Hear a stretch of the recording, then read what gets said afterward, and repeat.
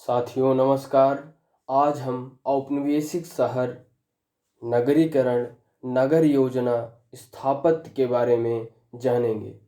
इस अध्याय में हम औपनिवेशिक भारत में शहरीकरण की प्रक्रिया पर चर्चा करेंगे। औपनिवेशिक शहर की चारित्रिक विशिष्टताओं का अन्वेषण करेंगे और उनमें होने वाले सामाजिक परिवर्तनों को देखेंगे। हम 3 बड़े शहरों मद्रास, कलकत्ता तथा बम्बई के विकास क्रम को गहनता से देखेंगे। तीनों शहर मूलतः मत्स्य ग्रहण तथा बुनाई के गांव थे। वे इंग्लिश ईस्ट इंडिया कंपनी की व्यापारिक गतिविधियों के कारण व्यापार के महत्वपूर्ण केंद्र बन गए। कंपनी के एजेंट 1639 में मद्रास तथा 1690 में कलकत्ता में बस गए। 1661 में बम्बई को ब्रिटेन के राजा ने कंपनी को दे दिया था, जिसे उसने पुर्तगाल के शासक से अपनी पत्नी के दहेज के रूप में प्राप्त किया था।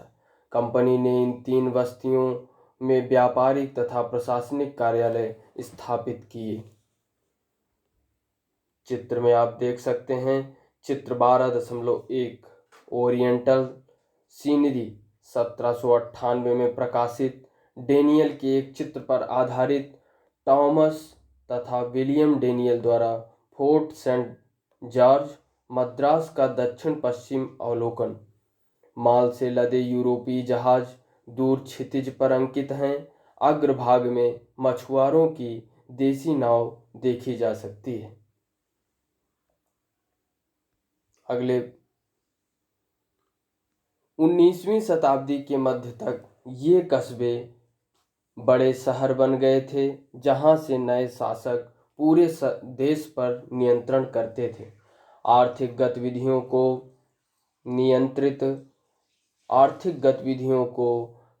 नियंत्रित करने तथा नए शासकों के प्रभुत्व को दर्शाने के लिए संस्थानों की स्थापना की गई। भारतीयों ने इन शहरों में राजनीतिक प्रभुत्व का नए तरीकों से अनुभव किया। मद्रास, बम्बई और कलकत्ता के नक्शे अन्य पुराने भारतीय कस्बों से काफ़ी हद तक अलग थे और इन शहरों में बनाए गए भवनों पर अपने औपनिवेशिक उद्भव की स्पष्ट छाप थी। इमारतें क्या अभिव्यक्त करती हैं और स्थापत्य क्या जाहिर कर सकता है, इतिहास के छात्र छात्राओं को इस सवाल पर जरूर सोचना चाहिए। याद रखिए कि स्थापत्य हमारे विचारों को पत्थर, ईंट, लकड़ी या प्लास्टर के माध्यम से आकार देने में सहायक होता है। सरकारी अधिकारी के बंगले और अमीर व्यापारी के महलनुमा आवास से लेकर श्रमिक की साधारण झोपड़ी तक भवन सामाजिक संबंधों और पहचानों को कई प्रकार से परिलक्षित करते हैं। पूर्व औपनिवेशिक काल में कस्बे और शहर। इससे पहले कि हम औपनिवेशिक काल में शहरों के विकास का अन्वेषण करें, हमें ब्रिटिश शासन के पहले की शताब्दियों के शहरों पर नज़र डालनी चाहिए। कस्बों को उनका चरित्र कैसे मिला? कस्बों को सामान्यतः ग्रामीण इलाकों के विपरीत परिभाषित किया जाता था। वे विशिष्ट प्रकार की आर्थिक गतिविधियों और संस्कृतियों के प्रतिनिधि बनकर उभरे। लोग ग्रामीण अंचलों में खेती, जंगलों में संग्रहण या पशुपालन के द्वारा जीवन निर्वाह करते थे। इसके विपरीत कस्बों में शिल्पकार, व्यापारी, प्रशासक तथा शासक रहते थे। कस्बों का ग्रामीण जनता पर प्रभुत्व होता था और वे खेती से प्राप्त करों और अधिशेष के आधार पर फलते फूलते थे। अक्सर कस्बों और शहरों की किलेबंदी की जाती थी, जो ग्रामीण क्षेत्रों से इनकी पृथकता को चिन्हित करती थी। फिर भी कस्बों और गांवों के बीच की पृथकता अनिश्चित होती थी। किसान तीर्थ करने के लिए लंबी दूरियां तय करते थे और कस्बों से होकर गुजरते थे। वे अकाल के समय कस्बों में जमा भी हो जाते थे। इसके अतिरिक्त लोगों और माल का कस्बों से गांव की ओर विपरीत गमन भी था। जब कस्बों पर आक्रमण होते थे तो लोग अक्सर ग्रामीण क्षेत्रों में शरण लेते थे। व्यापारी और फेरी वाले कस्बों से माल गांव ले जाकर बेचते थे, जिसके द्वारा बाजारों का फैलाव और उपभोग की नई शैलियों का सृजन होता था। स्रोत एक में हम देख लें, ग्रामीण क्षेत्रों की ओर पलायन। 1857 में ब्रिटिश सेना द्वारा शहर पर अधिकार करने के बाद दिल्ली के लोगों ने क्या किया, उसका वर्णन प्रसिद्ध शायर मिर्जा गालिब इस प्रकार करते हैं। दुश्मन को पराजित करने और भगा देने के बाद विजेताओं ब्रिटिश ने सभी दिशाओं से शहरों को उजाड़ दिया। जो सड़क पर मिले उन्हें काट दिया गया। 2 से 3 दिनों तक कश्मीरी गेट से चांदनी चौक तक शहर की हर सड़क युद्ध भूमि बनी रही। 3 द्वार अजमेरी, तुर्कमान तथा दिल्ली अभी भी विद्रोहियों के कब्जे में थे। इस प्रतिशोधी आक्रोश तथा घृणा के नंगे नाच से लोगों के चेहरों का रंग उड़ गया और बड़ी संख्या में पुरुष और महिलाएं इन तीनों द्वारों से हड़बड़ा कर पलायन करने लगे। शहर के बाहर छोटे गांवों और देव स्थलों में शरण ले अपनी वापसी के अनुकूल समय का इंतजार करते रहे। इसके आगे हम देखें, 16वीं और 17वीं शताब्दी में मुगलों द्वारा बनाए गए शहर जनसंख्या के केंद्रीकरण, अपने विशाल भवनों तथा अपनी शाही शोभा व समृद्धि के लिए प्रसिद्ध थे। आगरा, दिल्ली और लाहौर शाही प्रशासन और सत्ता के महत्वपूर्ण केंद्र थे। मनसबदार और जागीरदार, जिन्हें साम्राज्य के अलग अलग भागों में क्षेत्र दिए गए थे, सामान्यतः इन शहरों में अपने आवास रखते थे। इन सत्ता केंद्रों में आवास एक अमीर की स्थिति और प्रतिष्ठा का संकेतक था। इन केंद्रों में सम्राट और कुलीन वर्ग की उपस्थिति के कारण वहां कई प्रकार की सेवाएं प्रदान करना आवश्यक था। शिल्पकार कुलीन वर्ग के परिवारों के लिए विशिष्ट हस्तशिल्प का उत्पादन करते थे। ग्रामीण अंचलों से शहर के बाजारों में निवासियों और सेना के लिए अनाज लाया जाता था। राजकोष भी शाही राजधानी में ही स्थित था, इसलिए राज्य का राजस्व भी नियमित रूप से राजधानी में आता रहता था। सम्राट एक किलेबंद महल में रहता था और नगर एक दीवार से घिरा होता था, जिसमें अलग अलग द्वारों से आने जाने पर नियंत्रण रखा जाता था। नगरों के भीतर उद्यान, मस्जिदें, मंदिर, मकबरे, महाविद्यालय, बाजार तथा कारवां सराय स्थित होती थी। नगर का ध्यान महल और मुख्य मस्जिद की ओर होता था। दक्षिण भारत के नगरों जैसे मदुरई और कांचीपुरम में मुख्य केंद्र मंदिर होता था। ये नगर महत्वपूर्ण व्यापारिक केंद्र भी थे। धार्मिक त्योहार अक्सर मेलों के साथ होते थे, जिससे तीर्थ और व्यापार जुड़ जाते थे। सामान्यतः शासक धार्मिक संस्थानों का सबसे ऊंचा प्राधिकारी और मुख्य संरक्षक होता था। समाज और शहर में अन्य समूहों और वर्गों का स्थान शासक के साथ उनके संबंधों से तय होता था। मध्यकालीन शहरों के शासक वर्ग के वर्चस्व वाली सामाजिक व्यवस्था में हर एक से अपेक्षा की जाती थी कि उसे समाज में अपना पता पता हो। चित्र 12.2 को देखें तो शाहजहानाबाद 1857, शहर के चारों ओर बनाई गई दीवार को 1857 के बाद ढहा दिया गया था। लाल किला नदी के किनारे पर दिखाई दे रहा है। दाईं तरफ फासले में पर रिज में आप ब्रिटिश बसावट और छावनियां देख सकते हैं। उत्तर भारत में इस व्यवस्था को बनाए रखने का कार्य कोतवाल नामक राजकीय अधिकारी का होता था, जो नगर में आंतरिक मामलों पर नजर रखता था और कानून व्यवस्था बनाए रखता था। 18वीं शताब्दी में परिवर्तन। दिल्ली का कोतवाल। क्या आप जानते हैं कि हमारे पहले प्रधानमंत्री जवाहरलाल नेहरू के दादा गंगाधर नेहरू 1857 के विद्रोह से पहले दिल्ली के कोतवाल हुआ करते थे। इस बारे में और जानकारी के लिए जवाहरलाल नेहरू की आत्मकथा पढ़ें।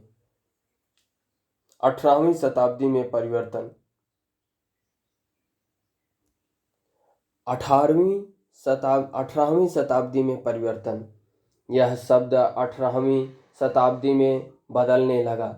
राजनीतिक तथा यह सब 18वीं शताब्दी में बदलने लगा। राजनीतिक तथा व्यापारिक पुनर्गठन के साथ पुराने नगर पतनोन्मुख हुए और नए नगरों का विकास होने लगा। मुगल सत्ता के क्रमिक क्षरण के कारण ही उसके शासन से संबद्ध नगरों का अवसान हो गया। मुगल राजधानियों दिल्ली और आगरा ने अपना राजनीतिक प्रभुत्व खो दिया। नई क्षेत्रीय ताकतों का विकास।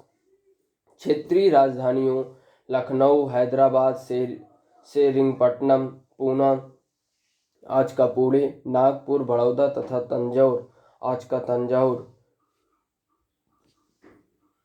के बढ़ते महत्व में परिलक्षित हुआ। व्यापारी, प्रशासक, शिल्पकार तथा अन्य लोग पुराने मुगल केंद्रों से इन नई राजधानियों की ओर काम तथा संरक्षण की तलाश में आने लगे। नए राज्यों के बीच निरंतर लड़ाइयों का परिणाम यह था कि भाड़े के सैनिकों को भी यहाँ तैयार रोजगार मिलता था। कुछ स्थानीय विशिष्ट लोगों तथा उत्तर भारत में मुगल साम्राज्य से संबद्ध अधिकारियों ने भी इस अवसर का उपयोग कस्बे और गंज जैसी नई शहरी बस्तियों को बसाने में किया, परंतु राजनीतिक विकेंद्रीकरण के प्रभाव सब जगह एक जैसे नहीं थे। कई स्थानों पर नए सिरे से आर्थिक गतिविधियां बढ़ी, कुछ अन्य स्थानों पर युद्ध, लूटपाट तथा राजनीतिक अनिश्चितता आर्थिक पतन में परिणत हुई। व्यापार तंत्रों में परिवर्तन। शहरी केंद्रों के इतिहास में परिलक्षित हुए। यूरोपीय व्यापारिक कंपनियों ने पहले मुगल काल में ही विभिन्न स्थानों पर आधार स्थापित कर लिए थे। पुर्तगालियों ने 1510 में पणजी में, डचों ने 1605 में मछलीपट्टनम में, अंग्रेजों ने मद्रास में 1639 में तथा फ्रांसीसियों ने 1673 में पांडिचेरी आज का पुदुचेरी में। व्यापारिक गतिविधियों में विस्तार के साथ ही इन व्यापारिक केंद्रों के आसपास नगर विकसित होने लगे। 18वीं शताब्दी के अंत तक स्थल आधारित साम्राज्यों का स्थान शक्तिशाली जल आधारित यूरोपीय साम्राज्यों ने ले लिया। अंतर्राष्ट्रीय व्यापार, वाणिज्यवाद तथा पूंजीवाद की शक्तियां अब समाज के स्वरूप को परिभाषित करने लगी थी। मध्य 18वीं शताब्दी में परिवर्तन का एक नया चरण आरंभ हुआ। चित्र 12.3 में आप देख रहे हैं नदी से गोवा शहर का एक दृश्य, जे ग्रेग द्वारा 1812। जब व्यापारिक गतिविधियां अन्य स्थानों पर केंद्रित होने लगी तो 17वीं शताब्दी में विकसित हुए सूरत, मछलीपट्टनम तथा ढाका पतनोन्मुख हो गए। 1757 में प्लासी के युद्ध के बाद जैसे जैसे अंग्रेजों ने राजनीतिक नियंत्रण हासिल किया और इंग्लिश ईस्ट इंडिया कंपनी को व्यापार फैला, मद्रास, कलकत्ता तथा बंबई जैसे औपनिवेशिक बंदरगाह शहर तेजी से नई आर्थिक राजधानियों के रूप में उभरे। ये औपनिवेशिक प्रशासन और सत्ता के केंद्र भी बन गए। नए भवनों और संस्थानों का विकास हुआ तथा शहरी स्थानों को नए तरीके से व्यवस्थित किया गया। नए रोजगार विकसित हुए और लोग इन औपनिवेशिक शहरों की ओर उमड़ने लगे। लगभग 1800 तक ये जनसंख्या के लिहाज से भारत के विशालतम शहर बन गए थे। औपनिवेश शहरों के नाम हम देख लें। मद्रास, बंबई और कलकत्ता शब्द उन गांवों के अंग्रेजी प्रभावित नाम हैं जहां अंग्रेजों ने सबसे पहले अपनी व्यापारिक चौकियां बनाई थी। अब उन्हें चेन्नई, मुंबई और कोलकाता कहा जाने लगा है। औपनिवेशिक शहरों की पड़ताल चर्चा कीजिए में है। आप जिस कस्बे, शहर या गांव में रहते हैं वहां की कौन सी इमारत, संस्थान या स्थान सबसे ज़्यादा फोकस में रहता है, उसके इतिहास की पड़ताल कीजिए। पता लगाइए कि उसका निर्माण कब किया गया, किसने किया, क्यों किया, उस इमारत के क्या उपयोग हैं और क्या उसकी उपयोगिता में कोई बदलाव आया है। अब हम देखेंगे औपनिवेशिक रिकॉर्ड्स और शहरी इतिहास। औपनिवेशिक शासन बेहिसाब आंकड़ों और जानकारियों के संग्रह पर आधारित था। अंग्रेजों ने अपने व्यावसायिक मामलों को चलाने के लिए व्यापारिक गतिविधियों का विस्तृत ब्यौरा रखा था। बढ़ते शहरों में जीवन की गति और दिशा पर नजर रखने के लिए वे नियमित रूप से सर्वेक्षण करते थे, सांख्यिकीय आंकड़े इकट्ठा करते थे और विभिन्न प्रकार की सरकारी रिपोर्ट प्रकाशित करते थे। प्रारंभिक वर्षों से ही औपनिवेशिक सरकार ने मानचित्र तैयार करने पर खास ध्यान दिया। सरकार का मानना था कि किसी जगह की बनावट और भूदृश्य को समझने के लिए नक्शे जरूरी होते हैं। इस जानकारी के सहारे वे इलाके पर ज़्यादा बेहतर नियंत्रण कायम कर सकते थे। जब शहर बढ़ने लगे तो न केवल उनके विकास की योजना तैयार करने के लिए बल्कि व्यवसाय को विकसित करने के लिए, अपनी सत्ता मजबूत करने के लिए भी नक्शे बनाए जाने लगे। शहरों के नक्शे में से हमें उस स्थान पर पहाड़ियों, नदियों व हरियाली का पता चलता है। ये सारी चीज़ें रक्षा संबंधी उद्देश्यों के लिए योजना तैयार करने में बहुत काम आती हैं। इसके अलावा घाटों की जगह मकानों की सघनता और गुणवत्ता तथा सड़कों की स्थिति आदि से इलाके की व्यावसायिक संभावनाओं का पता लगाने और कराधान टैक्स व्यवस्था की रणनीति बनाने में मदद मिलती है। 19वीं सदी के आखिर से अंग्रेजों ने वार्षिक नगरपालिका कर वसूली के जरिए शहरों के रखरखाव के वास्ते पैसा इकट्ठा करने की कोशिशें शुरू कर दी थीं। टकराव से बचने के लिए उन्होंने कुछ जिम्मेदारियां निर्वाचित भारतीय प्रतिनिधियों को भी सौंपी हुई थी। आंशिक लोक प्रतिनिधित्व से लैस नगर निगम जैसे संस्थानों का उद्देश्य शहरों में जलापूर्ति, निकासी, सड़क निर्माण और स्वास्थ्य व्यवस्था जैसी अत्यावश्यक सेवाएं उपलब्ध कराना था। दूसरी तरफ नगर निगमों की गतिविधियों से नए तरह के रिकॉर्ड्स पैदा हुए, जिन्हें नगरपालिका रिकॉर्ड्स रूम में संभाल कर रखा जाने लगा। शहरों के फैलाव पर नजर रखने के लिए नियमित रूप से लोगों की गिनती की जाती थी। 19वीं सदी के मध्य तक विभिन्न क्षेत्रों में कई जगह स्थानीय स्तर पर जनगणना की जा चुकी थी। अखिल भारतीय जनगणना का पहला प्रयास 1872 में किया गया। इसके बाद 1881 में हर 10 साल में होने वाली जनगणना एक नियमित व्यवस्था बन गई। भारत में शहरीकरण का अध्ययन करने के लिए जनगणना से निकले आंकड़े एक बहुमूल्य स्रोत हैं। जब हम इन रिपोर्टों को देखते हैं तो ऐसा लगता है कि हमारे पास ऐतिहासिक परिवर्तन को मापने के लिए ठोस जानकारी उपलब्ध है। बीमारियों से होने वाली मौतों की सारणियों का अंतहीन सिलसिला या उम्र, लिंग, जाति या व्यवसाय के अनुसार लोगों को गिनने की व्यवस्था से संख्याओं का एक विशाल भंडार मिलता है, जिससे सटीकता का भ्रम पैदा हो जाता है। लेकिन इतिहासकारों ने पाया है कि ये आंकड़े भ्रामक भी हो सकते हैं। इन आंकड़ों का इस्तेमाल करने से पहले हमें इस बात को अच्छी तरह समझ लेना चाहिए कि आंकड़े किसने इकट्ठा किए हैं और उन्हें क्यों तथा कैसे इकट्ठा किया गया था। हमें यह भी महसूस होना चाहिए कि किस चीज़ को मापा गया था और किस चीज़ को नहीं मापा गया था।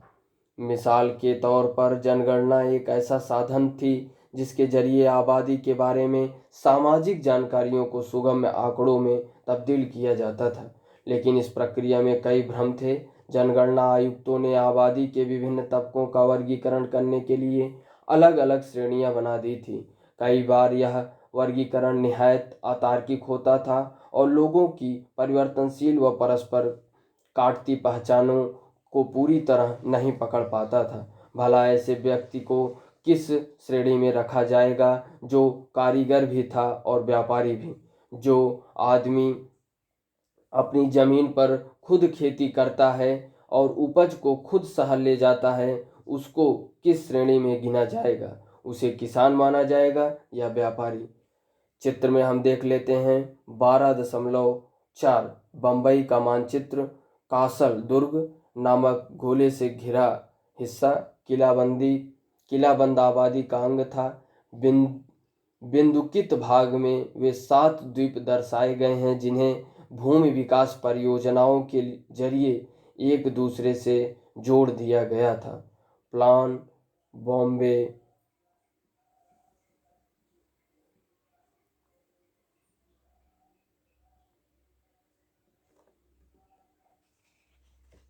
इसके आगे हम देखें, बहुधा लोग खुद भी इस प्रक्रिया में मदद देने से इनकार कर देते थे या जनगणना आयुक्त को गलत जवाब दे देते थे। काफ़ी अरसे तक वे जनगणना कार्यों को संदेह की दृष्टि से देखते रहे। लोगों को लगता था कि सरकार नए टैक्स लागू करने के लिए जांच करवा रही है। ऊंची जाति के लोग अपने घर की औरतों के बारे में जानकारी देने से हिचकिचाते थे। महिलाओं से अपेक्षा की जाती थी कि वे घर के भीतरी हिस्से में दुनिया से कट कर रहें और उनके बारे में सार्वजनिक दृष्टि या सार्वजनिक जांच को सही नहीं माना जाता था। जनगणना अधिकारियों ने यह भी पाया कि बहुत सारे लोग ऐसी पहचानों का दावा करते थे जो ऊंची हैसियत की मानी जाती थी। शहरों में ऐसे लोग भी थे जो फेरी लगाते थे या काम न होने पर मजदूरी करने लगते थे। इस तरह के बहुत सारे लोग जनगणना कर्मचारियों के सामने खुद को अक्सर व्यापारी बताते थे, क्योंकि उन्हें मजदूरी के मुकाबले व्यापार ज़्यादा सम्मानित गतिविधि लगती थी। मृत्यु दर और बीमारियों से संबंधित आंकड़ों को इकट्ठा करना भी लगभग असंभव था। बीमार पड़ने की जानकारी भी लोग प्रायः नहीं देते थे। बहुत बार इलाज भी गैर लाइसेंसी डॉक्टर से करा लिया जाता था। ऐसे में बीमारी या मौत की घटनाओं का सटीक हिसाब लगाना कैसे संभव था। कहने का मतलब यही है कि इतिहासकारों को जनगणना जैसे स्रोतों को का भारी एहतियात से इस्तेमाल करना पड़ता है। उन्हें जनगणना के पीछे निहित संभावित पूर्वाग्रहों को ध्यान में रखते हुए इन संख्याओं की सावधानी से पड़ताल करनी चाहिए और यह समझना चाहिए कि ये संख्याएं क्या नहीं बता रही हैं। मगर जनगणना और नगरपालिका जैसे संस्थानों के सर्वेक्षण मानचित्रों और रिकॉर्डों के सहारे औपनिवेशिक शहरों का पुराने शहरों के मुकाबले ज़्यादा विस्तार से अध्ययन किया जा सकता है। इसके बाद हम देख लें नक्शे क्या बताते हैं और क्या छिपाते हैं। सर्वेक्षण पद्धतियों के विकास, सटीक वैज्ञानिक औजारों और ब्रिटिश शाही ज़रूरतों की वजह से मानचित्रों को बड़ी सावधानी के साथ तैयार किया जाता था। सर्वे ऑफ इंडिया भारत सर्वेक्षण का गठन 1878 में किया गया था। उस समय तैयार किए गए नक्शों से हमें काफ़ी सारी जानकारी तो मिलती है, साथ ही अंग्रेज शासकों की सोच में निहित भेदभाव भी उजागर हो जाता है। मसलन शहर में गरीबों की बड़ी बड़ी बस्तियों को नक्शे पर चिन्हित ही नहीं किया गया, क्योंकि शासकों के लिए उनका महत्व नहीं था। परिणाम स्वरूप यह मान लिया गया कि नक्शे पर मौजूद ये रिक्त स्थान अन्य विकास योजनाओं के लिए उपलब्ध हैं। जब इन योजनाओं को शुरू किया गया तो वहाँ से गरीबों को हटा दिया गया। कहने का मतलब यही है कि इतिहासकारों को जनगणना के स्रोत का भारी एहतियात से इस्तेमाल करना पड़ता था। अब हम देखेंगे बदलाव के रुझान। जनगणना का सावधानी से अध्ययन करने पर कुछ दिलचस्प रुझान सामने आते हैं। सन 1800 के बाद हमारे देश में शहरीकरण की रफ्तार धीमी रही। पूरी 19वीं सदी और 20वीं सदी के पहले 2 दशक तक देश की कुल आबादी में शहरी आबादी का हिस्सा बहुत मामूली और स्थिर रहा। इसे चित्र 12.5 से समझा जा सकता है। 1900 से 1940 के बीच 40 सालों के दरमियान शहरी आबादी 10% से बढ़कर 13% हो गई थी। अपरिवर्तनशीलता के नीचे विभिन्न क्षेत्रों में शहरी विकास के रुझानों में उल्लेखनीय उतार चढ़ाव छिपे हुए हैं। छोटे कस्बों के पास आर्थिक रूप से विकसित होने के ज़्यादा मौके नहीं थे। दूसरी तरफ कलकत्ता, बम्बई और मद्रास तेजी से फैले और जल्दी ही विशाल शहर बन गए। कहने का मतलब यह है कि नए व्यावसायिक एवं प्रशासनिक केंद्रों के रूप में इन 3 शहरों के पनपने के साथ साथ कई दूसरे तत्कालीन शहर कमज़ोर भी पड़ते जा रहे थे। औपनिवेशिक अर्थव्यवस्था का केंद्र होने के नाते ये शहर भारतीय सूती कपड़े जैसे निर्यात उत्पादों के लिए संग्रह डिपो थे। मगर इंग्लैंड में हुए औद्योगिक क्रांति के बाद इस प्रवाह की दिशा बदल गई और इन शहरों में ब्रिटेन के कारखानों में बनी चीज़ें उतरने लगीं। भारत से तैयार माल की बजाय कच्चे माल का निर्यात होने लगा। इस आर्थिक गतिविधि का स्वरूप ऐसा था कि उसने औपनिवेशिक शहरों को देश के परंपरागत शहरों और कस्बों से बिल्कुल अलग ला खड़ा किया। 1853 में रेलवे की शुरुआत हुई। इसने शहरों की काया पलट कर दी। आर्थिक गतिविधियों का केंद्र परंपरागत शहरों से दूर जाने लगा, क्योंकि ये शहर पुराने मार्गों और नदियों के समीप थे। हर एक रेलवे स्टेशन कच्चे माल का संग्रह केंद्र और आयातित वस्तुओं का वितरण बिंदु बन गया। उदाहरण के लिए गंगा के किनारे स्थित मिर्जापुर दक्कन से कपास तथा सूती वस्तुओं के संग्रह का केंद्र था, जो बम्बई तक जाने वाली रेलवे लाइन के अस्तित्व में आने के बाद अपनी पहचान खोने लगा था। रेलवे नेटवर्क के विस्तार के बाद रेलवे वर्कशॉप और रेलवे कॉलोनियों की भी स्थापना शुरू हो गई। जमालपुर, ग्वालियर और बरेली जैसे रेलवे नगर अस्तित्व में आए। भारत में शहरीकरण 1881 से 1942 साल और कुल आबादी में शहरी आबादी का प्रतिशत 1891 में 9.4, 1901 में 10%, 1911 में 9.4%, 1921 में 10.2%, 1931 में 11.1%, 1941 में 12.8%। जनगणना के अलावा चर्चा कीजिए कि जनगणना के अलावा ऐसी दो विधियां बताइए जिनके माध्यम से आधुनिक शहरों में आंकड़े इकट्ठे करने और उनकी संकलित करने का काम अत्यंत महत्वपूर्ण बन चुका है। सांख्यिकीय आंकड़ों या शहर के नक्शों में से किसी एक का अध्ययन कीजिए। पता लगाइए कि ये आंकड़े किसने और क्यों इकट्ठा किए। इस तरह के संग्रह में कौन से संभावित भेदभाव छिपे हो सकते हैं, कौन सी जानकारियां थी जिनको दर्ज नहीं किया गया। यह पता लगाइए कि ये नक्शे क्यों बनाए गए और क्या उनमें शहरों के सभी भागों को समान बारीकी से चिन्हित किया गया है।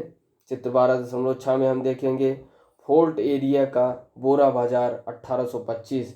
जैसे जैसे बम्बई फैली, फोर्ट एरिया में भी भीड़ बढ़ने लगी।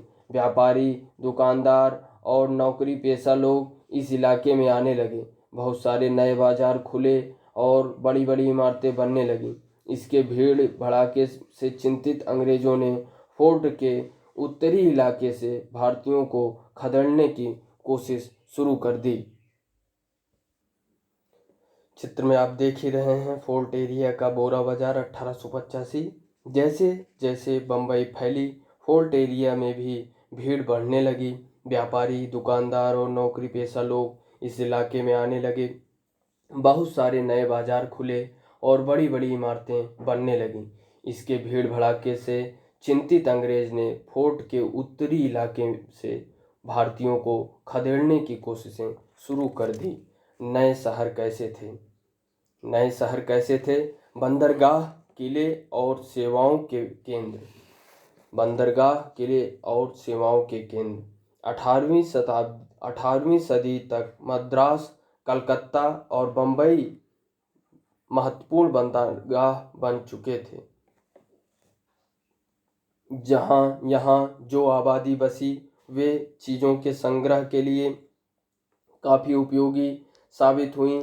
ईस्ट इंडिया कंपनी ने अपने कारखाने यानी वाणिज्यिक कार्यालय इन्हीं बस्तियों में बनाए और यूरोपीय कंपनियों के बीच प्रतिस्पर्धा के कारण सुरक्षा के उद्देश्य से इन बस्तियों की किलेबंदी कर दी। मद्रास में फोर्ट सेंट जॉर्ज, कलकत्ता में फोर्ट विलियम और बम्बई में फोर्ट ये इलाके ब्रिटिश आबादी के रूप में जाने जाते थे। यूरोपीय व्यापारियों के साथ लेन देन चलाने वाले भारतीय व्यापारी, कारीगर और कामगार इन किलों के बाहर अलग बस्तियों में रहते थे। यूरोपीय और भारतीयों के लिए शुरू से ही अलग क्वार्टर बनाए गए थे।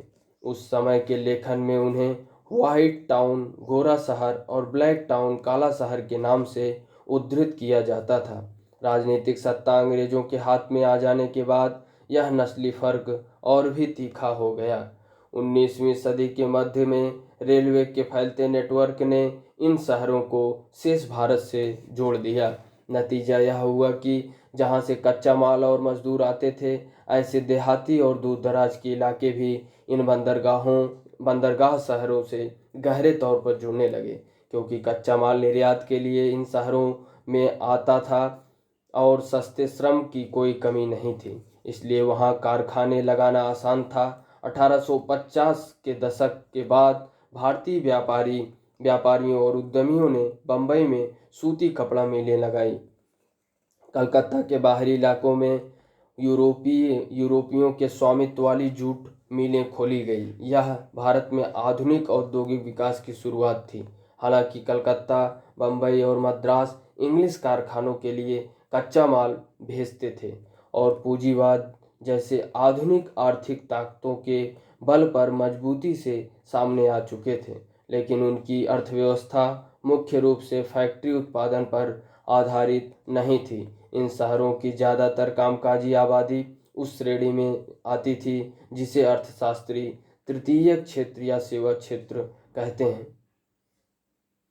चित्र में आप देख सकते हैं कलकत्ता में ओल्ड फोर्ट घाट टॉमस एवं विलियम डेनियल का उत्कीर्ण चित्र 1787। ओल्ड फोर्ट पानी के किनारे बनाया गया था। कंपनी का माल यहीं उतारा जाता था। स्थानीय लोग यहाँ नहाने धोने के लिए जाते थे।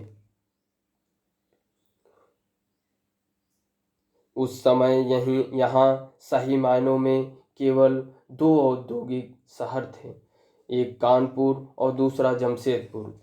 कानपुर में चमड़े की चीज़ें, ऊनी और सूती कपड़े बनते थे, जबकि जमशेदपुर स्टील उत्पादन के लिए विख्यात था। भारत कभी भी एक आधुनिक औद्योगिक देश नहीं बन पाया, क्योंकि पक्षपातपूर्ण औपनिवेशिक नीतियों ने हमारे औद्योगिक विकास को आगे नहीं बढ़ने दिया। कलकत्ता, बंबई और मद्रास बड़े शहर तो बने, लेकिन इससे औपनिवेशिक भारत की समूची अर्थव्यवस्था में कोई नाटकीय इजाफा नहीं हुआ। एक नया शहरी परिवेश, औपनिवेशिक शहर नए शासकों की वाणिज्यिक संस्कृति को प्रतिबिंबित करते थे। राजनीतिक सत्ता और संरक्षण भारतीय शासकों के स्थान पर ईस्ट इंडिया कंपनी के व्यापारियों के हाथ में जाने लगा। दुभाषीय बिचौलिए व्यापारी और माल आपूर्तिकर्ता के रूप में काम करने वाले भारतीयों का भी इन नए शहरों में एक महत्वपूर्ण स्थान था।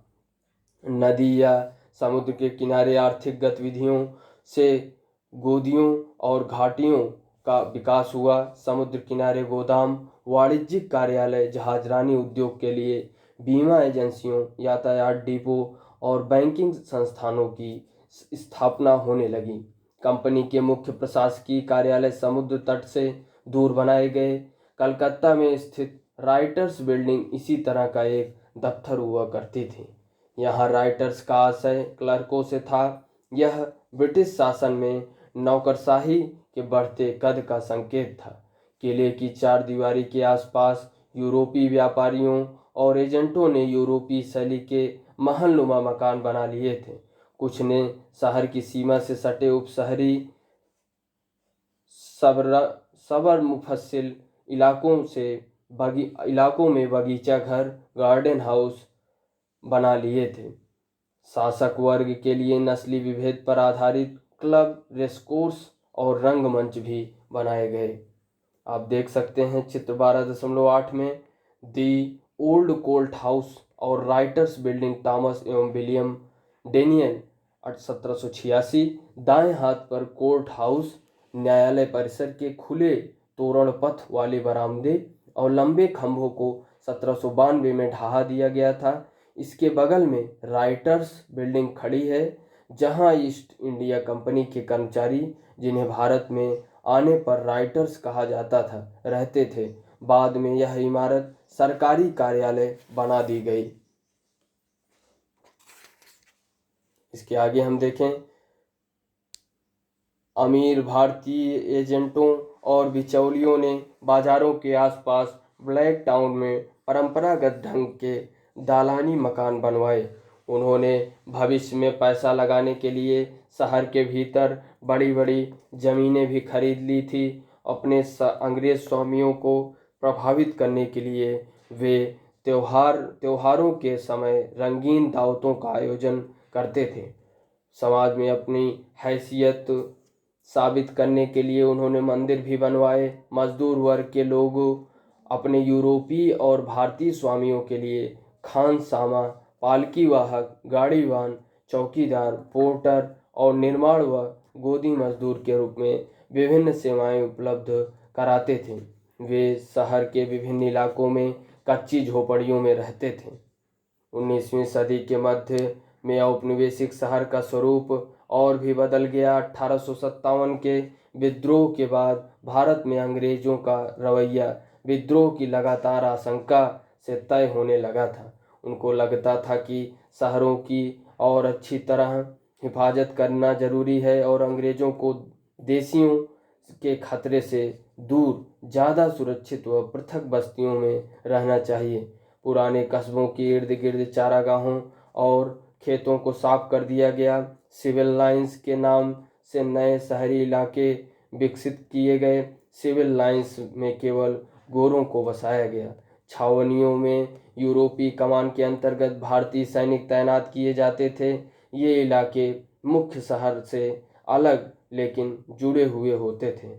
चौड़ी सड़कों, बड़े बगीचों में बने बंगलों, बैरकों, परेड मैदान और चर्च आदि से लैस ये छावनियाँ यूरोपीय लोगों के लिए सुरक्षित आश्रय स्थल तो थी ही। आप देख सकते हैं चित्र 12.10 में द मार्बल पैलेस, संगमरमर महल, कलकत्ता। यह नई शहरी संभ्रांत वर्ग के किसी भारतीय परिवार द्वारा बनवाई गई सबसे भव्य इमारतों में से एक थी।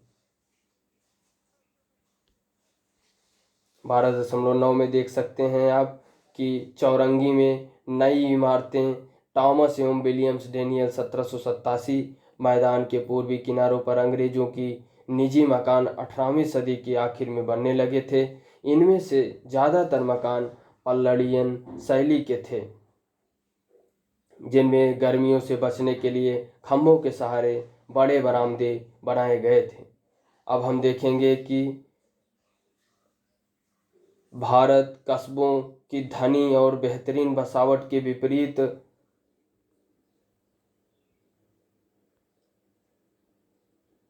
व्यवस्थित शहरी जीवन का एक नमूना भी थी। अंग्रेजों की नज़र में काले इलाके न केवल अराजकता और हो हल्ला का केंद्र थे, वे गंदगी और बीमारी का स्रोत भी थे।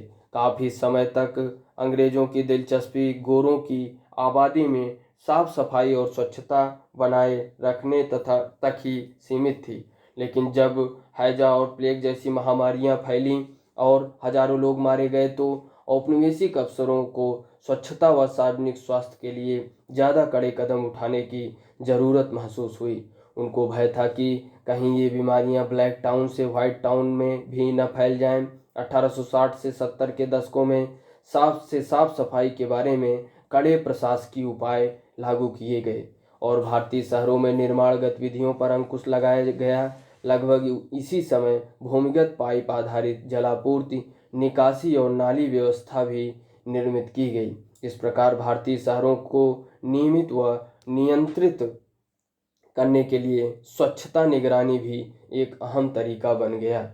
चित्र 12.11 में हम देख सकते हैं कि चितपुर बाजार, चार्ल्स डी आइली द्वारा चितपुर बाजार कलकत्ता में ब्लैक टाउन और वाइट टाउन की सीमा पर स्थित था। यहाँ विभिन्न प्रकार के मकानों को देखिए। एक तरफ अमीर जमींदार की ईंटों से बनी इमारत है और दूसरी तरफ फूस से बनी गरीबों की झोपड़ियाँ। तस्वीर में दिखाई दे रहे मंदिरों को अंग्रेज ब्लैक पैगोडा कहते थे, जिसका यहाँ रहने वाले गोविंद राम मित्तर नामक जमींदार ने निर्माण कराया था। नस्ल पर आधारित भाषा के चलते नाम भी अक्सर स्याही में रंगे होते थे। इसके आगे हम देखें तो पहला हिल स्टेशन। छावनियों की तरह हिल स्टेशन पर्वतीय सैरगाह भी औपनिवेशिक शहरी विकास का एक खास पहलू थी। हिल स्टेशन की स्थापना और बसावट का संबंध सबसे पहले ब्रिटिश सेना की जरूरतों से था। शिमला, वर्तमान शिमला की स्थापना गोरखा युद्ध 1815 से 1816 के दौरान की गई। अंग्रेज मराठा 1818 युद्ध के कारण अंग्रेजों की दिलचस्पी माउंट आबू में बनी, जबकि दार्जिलिंग को 1835 में सिक्किम के राजाओं से छीना गया था। यह हिल स्टेशन फौजियों के ठहराने, सरहद की चौकसी करने और दुश्मन के खिलाफ हमला बोलने के लिए महत्वपूर्ण स्थान थे। इसके आगे हम देखें, भारत पहाड़ों की मृदु और ठंडी जलवायु को फायदे की चीज माना जाता था, खास तौर से इसलिए कि अंग्रेज गर्म मौसम की बीमारियां पैदा करने वाला मानते थे। उन्हें गर्मी के कारण हैजा और मलेरिया की सबसे ज़्यादा आशंका रहती थी। वे फौजियों को इन बीमारियों से दूर रखने की पूरी कोशिश करते थे। सेना की भारी भरकम मौजूदगी के कारण यह स्थान पहाड़ियों में एक नई तरह की छावनी बन गए। इन हिल स्टेशनों को सेनेटोरियम के रूप में भी विकसित किया गया था। सिपाहियों को यहाँ विश्राम करने और इलाज कराने के लिए भी भेजा जाता था। क्योंकि हिल स्टेशनों की जलवायु यूरोप की ठंडी जलवायु से मिलती जुलती थी, इसलिए नए शासकों को वहाँ की आबो हवा काफ़ी लुभाती थी। वायसराय अपने पूरे अमले के साथ हर साल गर्मियों में हिल स्टेशनों पर ही डेरा डाल दिया करते थे। 1864 में वायसराय जॉन लॉरेंस ने अधिकृत रूप से अपनी काउंसिल शिमला में स्थानांतरित कर दी और इस तरह गर्म मौसम में राजधानियां बदलने के सिलसिले पर विराम लगा दिया। शिमला भारतीय सेना के कमांडर इन चीफ प्रधान सेनापति का भी अधिकृत आवास बन गया। चित्र में आप देख सकते हैं शिमला 12.12 शिमला एक औपनिवेशिक मकान का चित्र। यह सर जॉन मार्शल का आवास था। हिल स्टेशन ऐसे अंग्रेजों और यूरोपियनों के लिए भी आदर्श स्थान थे जो अपने घर जैसी मिलती जुलती बस्तियां बसाना चाहते थे। उनकी इमारतें यूरोपीय शैली की होती थी। अलग अलग मकानों के बाद एक दूसरे से कटे विला और बागों के बीच में स्थित कॉटेज बनाए जाते थे। एंग्लिकन चर्च और शैक्षणिक संस्थान आंग्ल आदर्शों का प्रतिनिधित्व करते थे। सामाजिक दावत, चाय बैठक, पिकनिक, रात्रिभोज, मेले, रेस और रंगमंच जैसी घटनाओं के रूप में यूरोपियों का सामाजिक जीवन भी एक खास किस्म का था। चित्र 12.13 में आप देख रहे हैं कि मनाली हिमाचल प्रदेश का एक गांव, यद्यपि अंग्रेजों ने पहाड़ों में भी औपनिवेशिक स्थापत्य शैली का इस्तेमाल किया, लेकिन स्थानीय लोग पहले की तरह ही रहते रहे। रेलवे के आने से पर्वतीय सैरगाहें बहुत तरह के लोगों की पहुंच में आ गई। अब भारतीय भी वहां जाने लगे। उच्च और मध्यवर्गीय लोग, महाराजा, वकील और व्यापारी सैर सपाटे के लिए इन स्थानों पर जाने लगे। वहां उन्हें शासक यूरोपीय अभिजन के निकट होने का संतोष मिलता था। हिल स्टेशन औपनिवेशिक अर्थव्यवस्था के लिए भी महत्वपूर्ण थे। पास के हुए इलाकों में चाय और कॉफ़ी बागानों की स्थापना से मैदानी इलाकों से बड़ी संख्या में मजदूर वहां आने लगे। इसका नतीजा यह हुआ कि अब हिल स्टेशन केवल यूरोपीय लोगों की ही सैरगाह नहीं रह गए थे। इसके आगे हम देखें नए शहरों में सामाजिक जीवन। साधारण भारतीय आबादी के लिए नए शहर दांतों तले उंगली दबा लेने का अनुभव थे। जहाँ जिंदगी हमेशा दौड़ती भागती सी दिखाई देती थी, वहाँ चरम संपन्नता और गहन गरीबी दोनों के दर्शन एक साथ होते थे। धोखाधड़ी जैसे नए यातायात के साधन और बाद में ट्रामों और बसों के आने से यह हुआ कि अब लोग शहर के केंद्र से दूर जाकर भी बच सकते थे। समय के साथ काम की जगह और रहने की जगह दोनों एक दूसरे से अलग होते गए। घर से दफ्तर या फैक्ट्री जाना एक नए किस्म का अनुभव बन गया। यद्यपि अब पुराने शहरों में मौजूद सामंजस्य और वाकफियत का एहसास गायब था, लेकिन टाउन हॉल, सार्वजनिक पार्क, रंगशालाओं और 20वीं सदी में सिनेमा हॉलों जैसे सार्वजनिक स्थलों को के बनने से शहरों में लोगों को मिलने जुलने की उत्तेजक नई जगह और अवसर मिलने लगे थे। शहरों में नए सामाजिक समूह बने तथा लोगों की पुरानी पहचानें महत्वपूर्ण नहीं रही। तमाम वर्गों के लोगों बड़े शहरों में आने लगे। क्लर्कों, शिक्षकों, वकीलों, डॉक्टरों, इंजीनियरों, अकाउंटेंट्स की मांग बढ़ती जा रही थी। नतीजा मध्य वर्ग बढ़ता गया। उनके पास स्कूल, कॉलेज और लाइब्रेरी जैसे नए शिक्षा संस्थान तक अच्छी पहुंच थी। शिक्षित होने के नाते वे समाज और सरकार के बारे में अखबारों, पत्रिकाओं और सार्वजनिक सभाओं में अपनी राय व्यक्त कर सकते थे। बहस और चर्चा का एक नया सार्वजनिक दायरा पैदा हुआ। सामाजिक रीति रिवाज, कायदे कानून और तौर तरीके पर सवाल उठने लगे। चित्र में आप देख सकते हैं कोलकाता में एक सड़क पर चलती ट्राम गाड़ियां।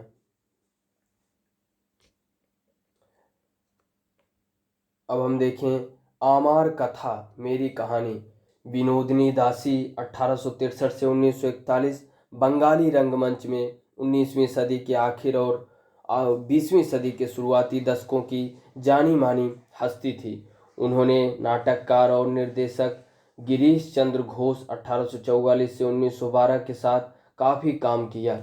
स्टार थिएटर कलकत्ता की स्थापना 1883 के पीछे उनका मुख्य हाथ था।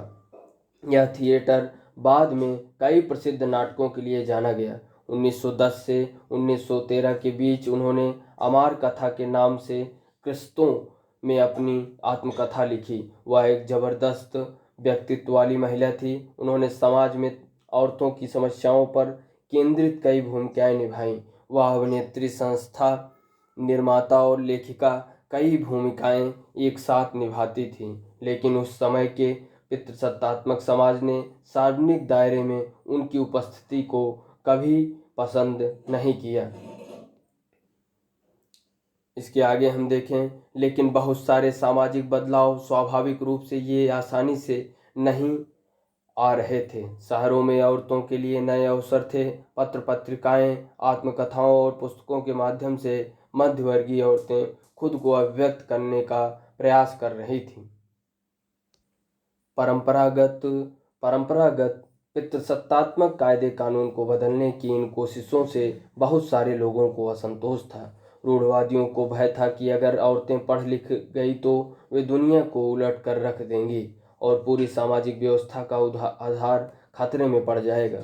यहाँ तक कि महिलाओं की शिक्षा का समर्थन करने वाले सुधारक भी औरतों को माँ और पत्नी की परंपरागत भूमिकाओं में ही देखते थे और चाहते थे कि वे घर की चार दीवारियों के भीतर ही रहें। समय बीतने के साथ सार्वजनिक स्थानों पर महिलाओं की उपस्थिति बढ़ने लगी। वे नौकरानी और फैक्ट्री मजदूर, शिक्षिका, रंगकर्मी और फिल्म कलाकार के रूप में शहर के नए व्यवसायों में दाखिल होने लगी। लेकिन ऐसी महिलाओं को लंबे समय तक सामाजिक रूप से सम्मानित नहीं माना जाता था, जो घर से निकलकर सार्वजनिक स्थानों में जा रही थी। शहरों में मेहनतकश गरीबों या कामगारों का एक नया वर्ग उभर रहा था। ग्रामीण इलाकों के गरीब रोजगार को उम्मीद में शहरों की तरफ भाग रहे थे। कुछ लोगों को शहर नए अवसर का स्रोत दिखाई देते थे, कुछ को एक भिन्न जीवन शैली का आकर्षण खींच रहा था। उनके लिए यह एक ऐसी चीज़ थी जो उन्हें पहले कभी नहीं देखी थी। शहर में जीने की लागत पर अंकुश रखने के लिए ज़्यादातर पुरुष प्रवासी अपना परिवार गांव में छोड़कर आते थे। शहर की जिंदगी एक संघर्ष थी। नौकरी पक्की नहीं थी, खाना महंगा था, रिहाइश का खर्चा उठाना मुश्किल था। फिर भी गरीबों ने वहाँ प्रायः अपनी एक अलग शहरी संस्कृति रच ली थी। वे धार्मिक त्योहार, तमाशों, लोक रंगमंच और स्वांग आदि में उत्साहपूर्वक हिस्सा लेते थे, जिनमें ज़्यादातर उनके भारतीय और यूरोपीय स्वामियों का मजाक उड़ाया जाता था। चित्र में आप देख सकते हैं 12.15 19वीं सदी के आखिर की एक काली घट पेंटिंग। स्त्री सत्ता के बारे में पुरुषों की बेचैनी को अक्सर एक ऐसी तस्वीर के जरिए दर्शाया जाता था जिसमें औरत एक जादूगरनी के भेष में आदमी को भेड़ बना देती है। जैसे जैसे औरतें पढ़ लिख कर अपने घर की चार दीवारियों से निकलने लगी, लोकप्रिय तस्वीरों में औरतों की ऐसी छवियां खूब दिखाई देने लगी। चर्चा कीजिए कि आपके निवास स्थान से सबसे नज़दीक पड़ने वाले रेलवे स्टेशन कौन सा है। पता लगाइए कि उसका निर्माण कब कराया गया और उसे माल ढुलाई के लिए बनाया गया था या सवारी यातायात के लिए। अन्य लोगों से पूछिए कि वे उस स्टेशन के बारे में क्या जानते हैं। आप स्टेशन पर कितनी बार जाते हैं और क्यों। मछुआरों की नज़र से। स्रोत 2, यह 20वीं सदी की शुरुआत में जेलेपाड़ा मछुआरों के क्वार्टर कलकत्ता के लोगों में प्रचलित एक स्वांग का हिस्सा है। दिल में एक भावना से कलकत्ता में आया, कैसन कैसन मजा हम हियाँ देखने पाया। आर्य समाज, ब्रह्म समाज, गिरिजा, मस्जिद, यह एक लोटा में मिलता दूध, पानी, सब चीज, छोटा बड़ा आदमी सब बाहर करके दांत झापड़ मार के बोलता है अंग्रेजी में बात। पृथक्करण, नगर नियोजन और भवन निर्माण।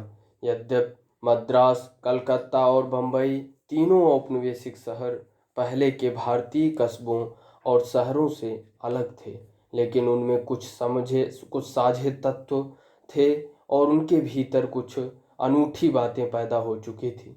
इनकी जांच करने पर औपनिवेशिक शहरों के बारे में हमारी समझ में निश्चय ही इजाफा होगा। मद्रास में बसावट और पृथक्करण। मद्रास में बसावट और पृथक्करण। कंपनी ने अपनी व्यापारिक गतिविधियों का केंद्र सबसे पहले पश्चिमी तट पर सूरत के सुस्थापित बंदरगाह को बनाया था। बाद में वस्त्र उत्पादों की खोज में अंग्रेज व्यापारी पूर्वी तट पर जा पहुँचे। 1639 में उन्होंने मद्रासपट्टम में एक व्यापारिक चौकी बनाई। इस बस्ती को स्थानीय लोग चेनापट्टनम कहते थे।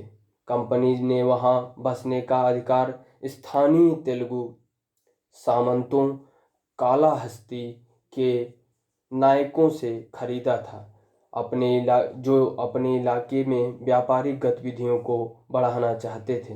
फ्रेंच ईस्ट इंडिया कंपनी के साथ प्रतिद्वंदिता 1746 से 63 के कारण अंग्रेजों को मद्रास की किलेबंदी करनी पड़ती और अपने प्रतिनिधियों को ज़्यादा राजनीतिक व प्रशासकीय जिम्मेदारियां सौंप दी।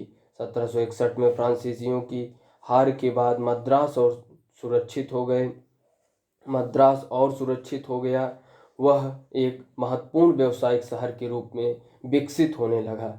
यहाँ अंग्रेजों का वर्चस्व और भारतीय व्यापारियों की कमतर हैसियत साफ दिखाई देती थी।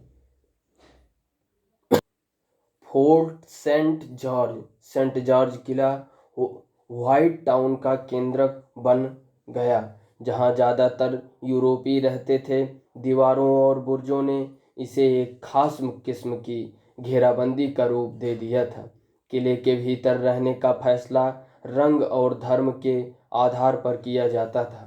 कंपनी के लोगों को भारतीयों के साथ विवाह करने की इजाज़त नहीं थी। यूरोपीय ईसाई होने के कारण डच और पुर्तगालियों को वहां रहने की छूट थी।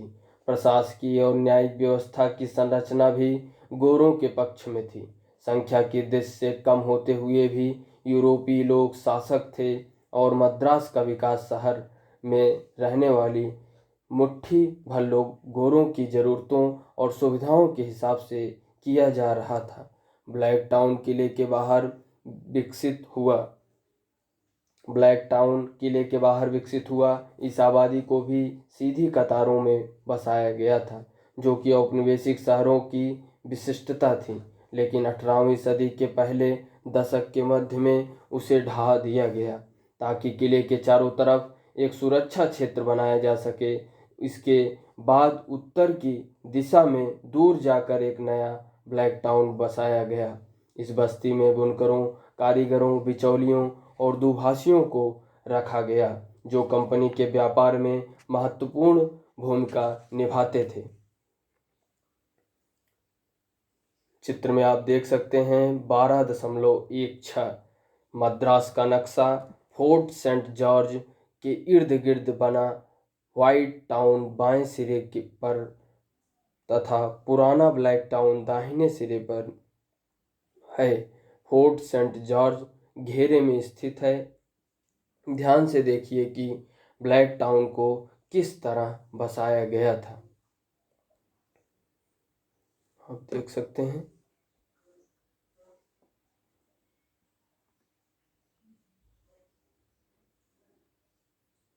चित्र 12.16।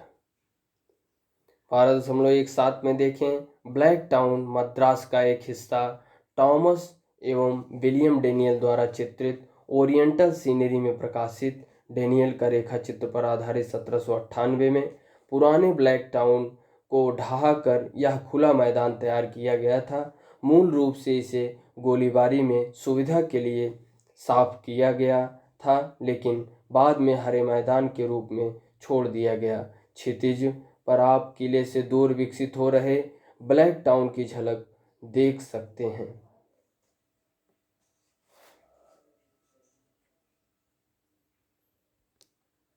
नया ब्लैक टाउन परंपरागत भारतीय शहरों जैसा था। वहाँ मंदिर और बाजार के इर्द गिर्द रिहायशी मकान बनाए गए थे। शहर के बीच में से गुजरने वाली आड़ी टेढ़ी संकरी गलियों में अलग अलग जातियों के मोहल्ले थे।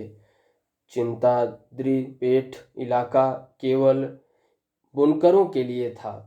वासरमेन पेट में रंगसाज और धोबी रहते थे।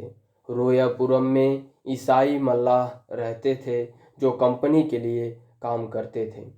पेठ एक तमिल शब्द है जिसका मतलब है बस्ती, जबकि पुरम शब्द गांव के लिए इस्तेमाल किया जाता है। मद्रास को बहुत सारे गांव को मिलाकर विकसित किया गया था, जहां यहाँ विविध समुदाय के लिए अवसरों और स्थानों का प्रबंध था। नाना प्रकार के आर्थिक कार्य करने के वाले कई समुदाय आए और मद्रास में ही बस गए। दुबास ऐसे भारतीय लोग थे जो स्थानीय भाषा और अंग्रेजी दोनों को बोलना जानते थे।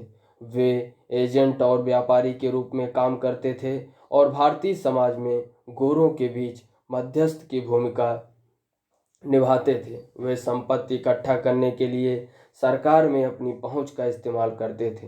ब्लैक टाउन में परोपकारी कार्यों और मंदिरों को संरक्षण प्रदान करने से समाज में उनकी शक्तिशाली स्थिति स्थापित होती थी। शुरुआत में कंपनी के तहत नौकरी पाने वालों में लगभग सारे वेल्लालार होते थे।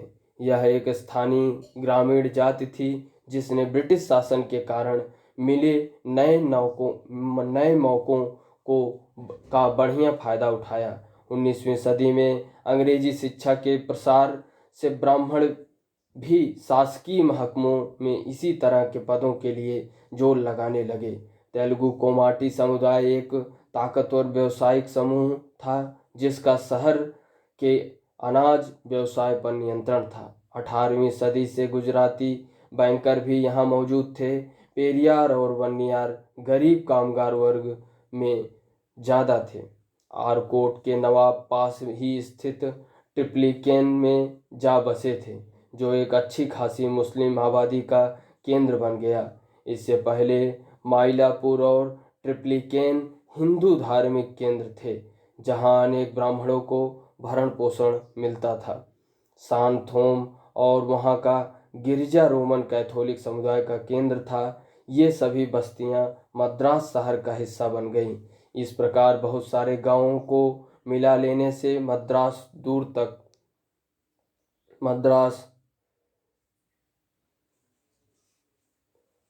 मद्रास दूर तक फैली अल्प सघन आबादी वाला शहर बन गया। इस बात पर यूरोपीय यात्रियों का भी ध्यान गया और सरकारी अफसरों ने भी उस पर टिप्पणी की।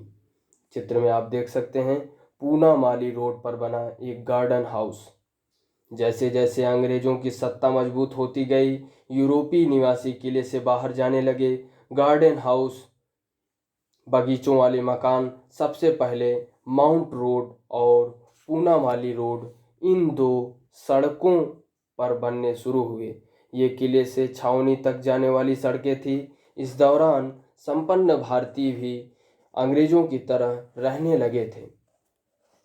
परिणाम स्वरूप मद्रास के इर्द गिर्द स्थित गांव की जगह बहुत सारे नए उपशहरी इलाकों ने ले ली। यह इसलिए संभव था क्योंकि संपन्न लोग परिवहन सुविधाओं की लागत वहन कर सकते थे।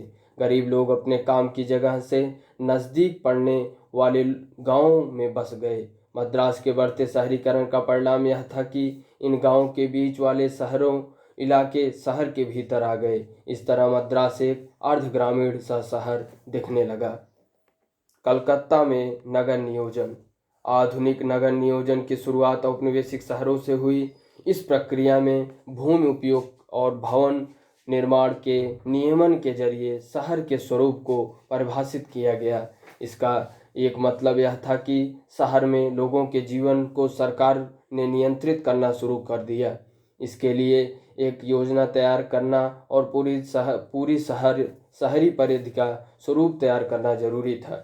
यह प्रक्रिया अक्सर इस सोच से प्रेरित होती थी कि शहर कैसा दिखना चाहिए और कैसे विकसित किया जाएगा। इस बात का भी ध्यान रखा जाता था कि विभिन्न स्थानों को कैसे व्यवस्थित करना चाहिए। इस दृष्टि से विकास की सोच और विचारधारा प्रतिबिंबित होती थी और उसका क्रियान्वयन जमीन और उसके बासिंदों और संसाधनों पर नियंत्रण के जरिए किया जाता था।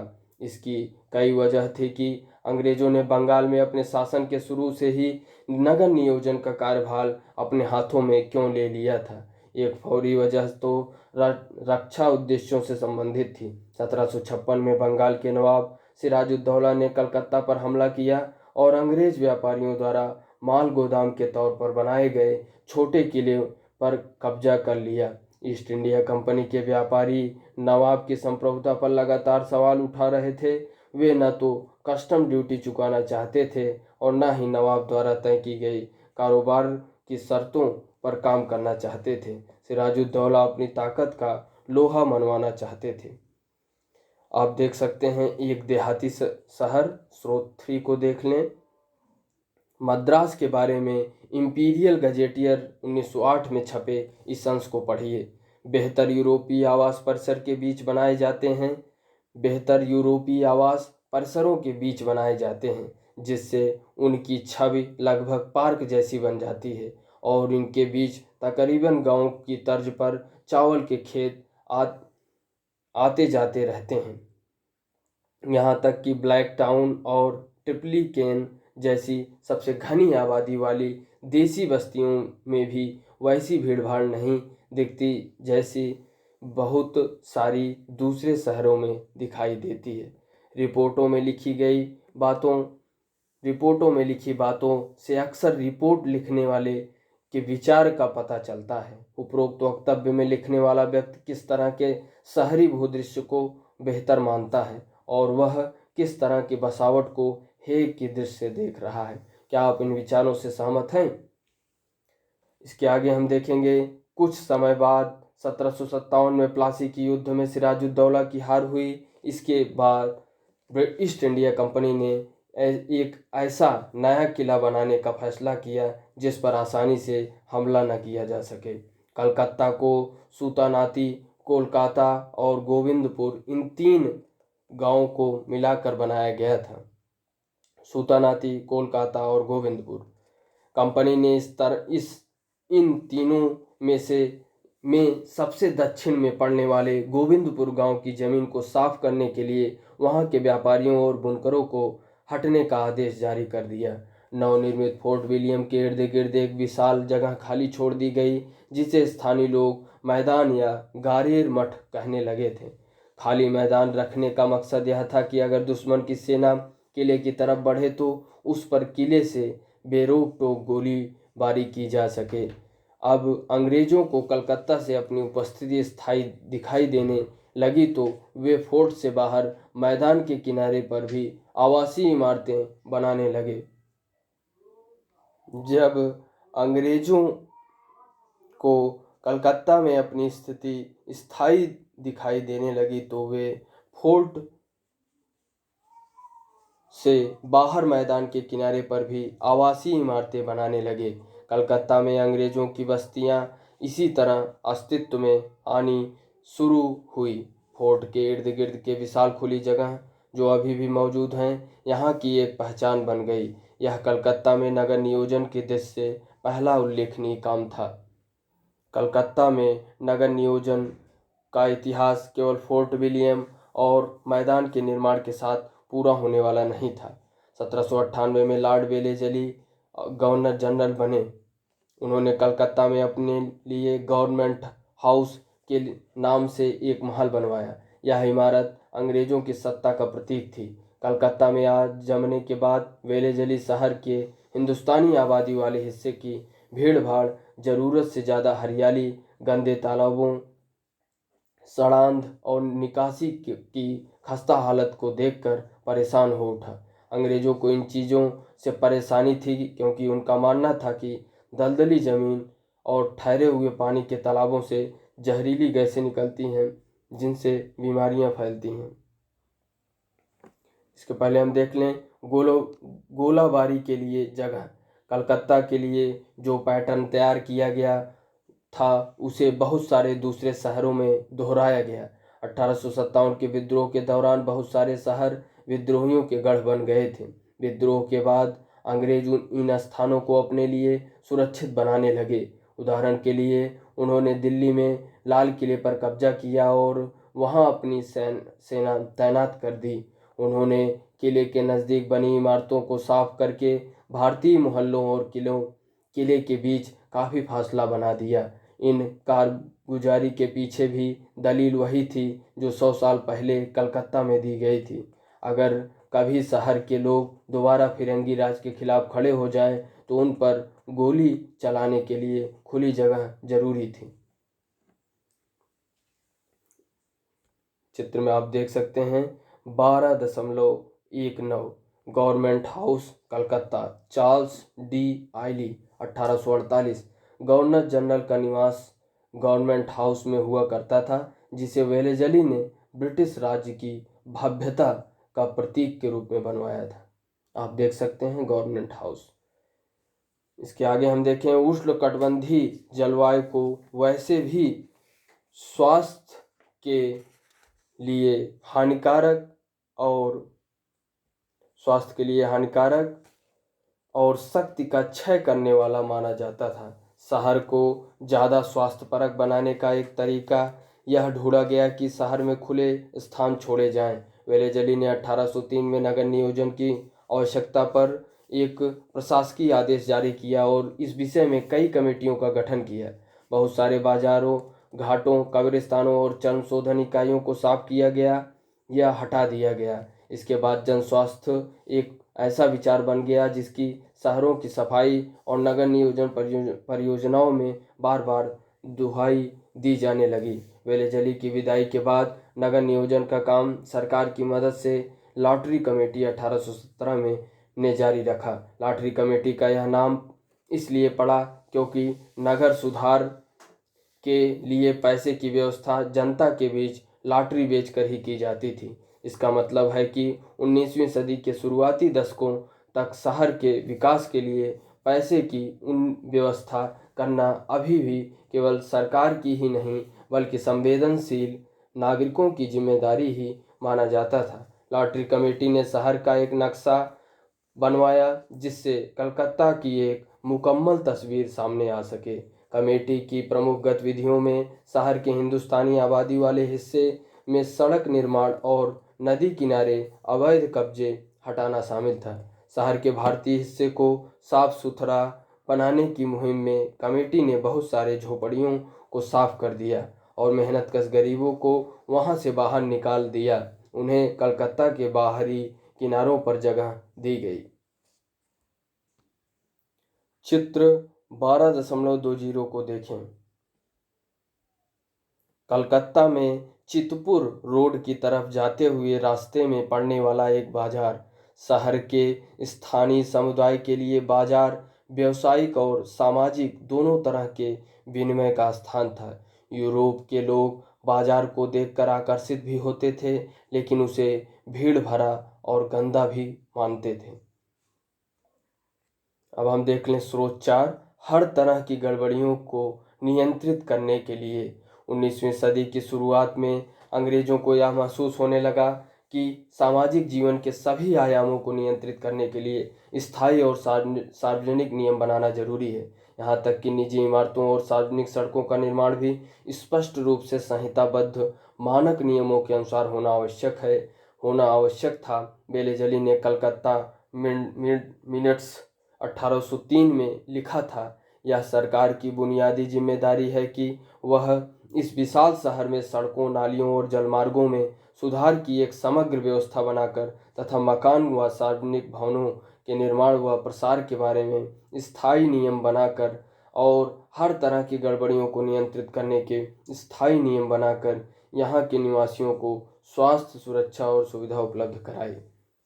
अगले कुछ दशक में महामारी की आशंका से नगर नियोजन की अवधारणा को और बल मिला।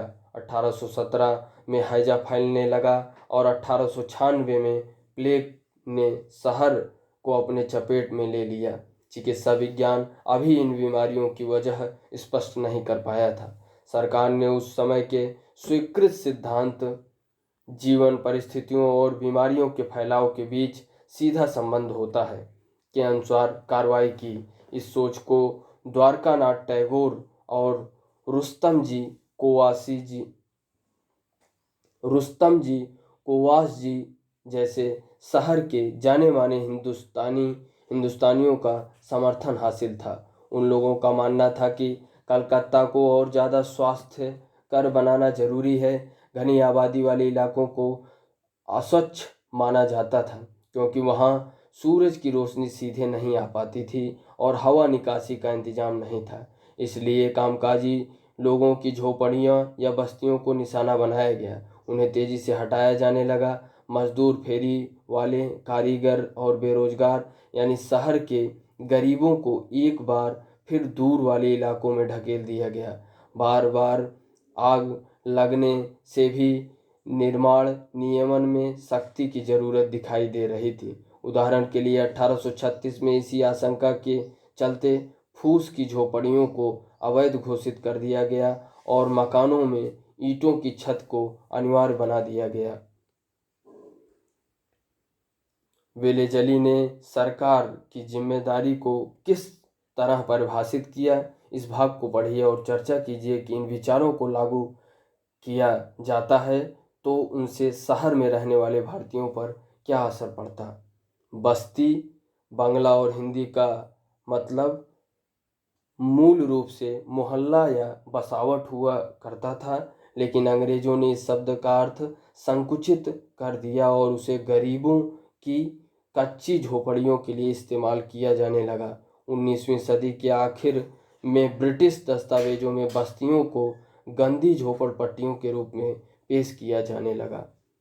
19वीं सदी के आते आते शहर में सरकारी दखलंदाजी और ज़्यादा सख्त हो चुकी थी। वो जमाना लग चुका था जब नगर नियोजन को सरकार और निवासियों दोनों की साझा जिम्मेदारी माना जाता था। वित्त पोषण, फंडिंग सहित नगर नियोजन के सारे आयामों को सरकार ने अपने हाथों में ले लिया।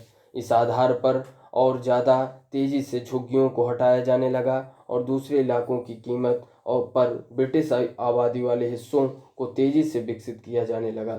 स्वास्थ्य कर और अस्वास्थ्य कर के नए विभेद के सहारे व्हाइट और ब्लैक टाउन वाले नस्ली विभाजन को और बल मिला।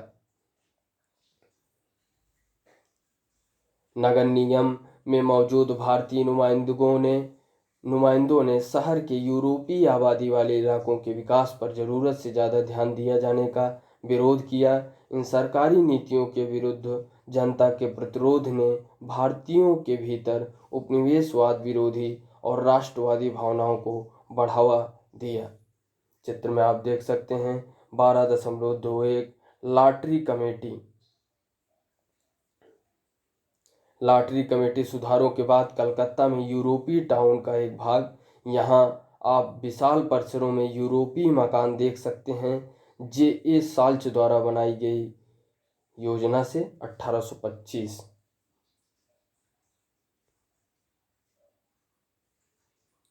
इसके आगे हम देखें, जैसे जैसे ब्रिटिश साम्राज्य फैला, अंग्रेज कलकत्ता, बम्बई और मद्रास जैसे शहरों को शानदार शाही राजधानियों में तब्दील करने की कोशिश करने लगे। उनकी सोच से ऐसा लगता था मानो शहरों की भव्यता से शाही सत्ता की ताकत प्रतिबिंबित होती है। आधुनिक नगर नियोजन में ऐसी हर चीज को शामिल किया गया जिसके प्रति अंग्रेज अपनेपन का दावा करते थे।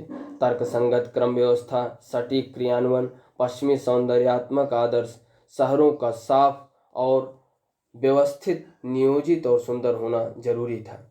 चित्र 12.2 में आप देख ही सकते हैं, कलकत्ता की एक बस्ती। बम्बई में भवन निर्माण। यदि इस शाही दृष्टि को साकार करने का एक तरीका नगर नियोजन था, तो दूसरा तरीका यह था कि शहरों में भव्य इमारत के मोती टाक दिए जाएं।